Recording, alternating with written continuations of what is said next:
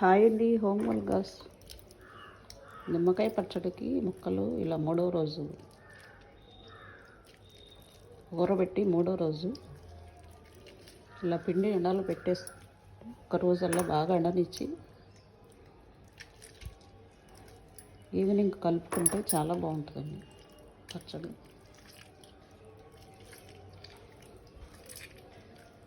50 నిమ్మకాయలకి 25 నిమ్మకాయలు మళ్ళీ రసం పోయాలండి.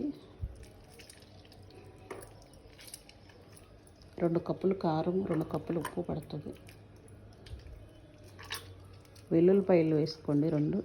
అల్లం ముక్కలు కూడా సన్నగా తరిగి 50 గ్రాములు. పచ్చి ముక్కలు వేసుకోండి, పుల్ల పుల్లగా బాగుంటుంది. ఇవి నేను ఎండలో పెట్టడానికి పిండుతున్నానండి.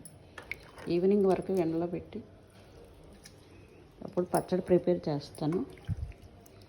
ఇలా ట్రై చేసుకోండి, చాలా బాగుంటుంది. తాలింపు ఏం అవసరం లేదండి, ఆయిల్ లెస్, హెల్దీ అండి. ఎప్పుడన్నా నోరు ఆరుచిగా ఉన్నప్పుడు, ఫీవర్ వచ్చినప్పుడు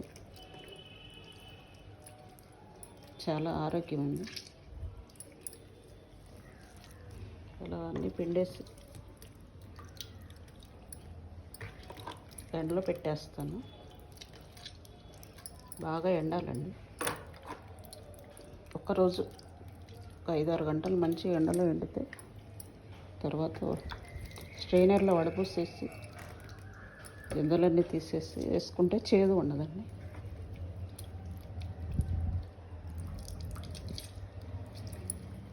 ఫిట్గా అయిపోతే నిమ్మరసం మళ్ళీ ఎక్కువ పోయాలండి.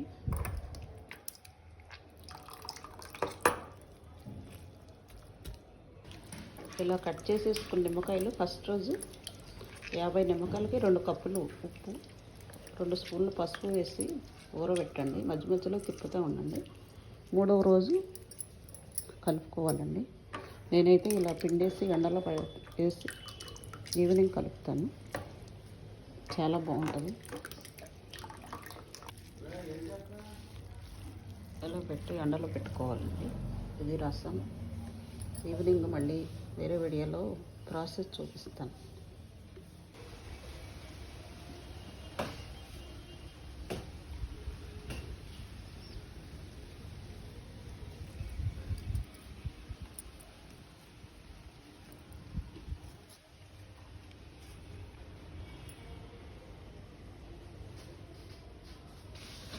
ఇలా ఈవినింగ్ వరకు ఇలా ఎండబెట్టుకోండి.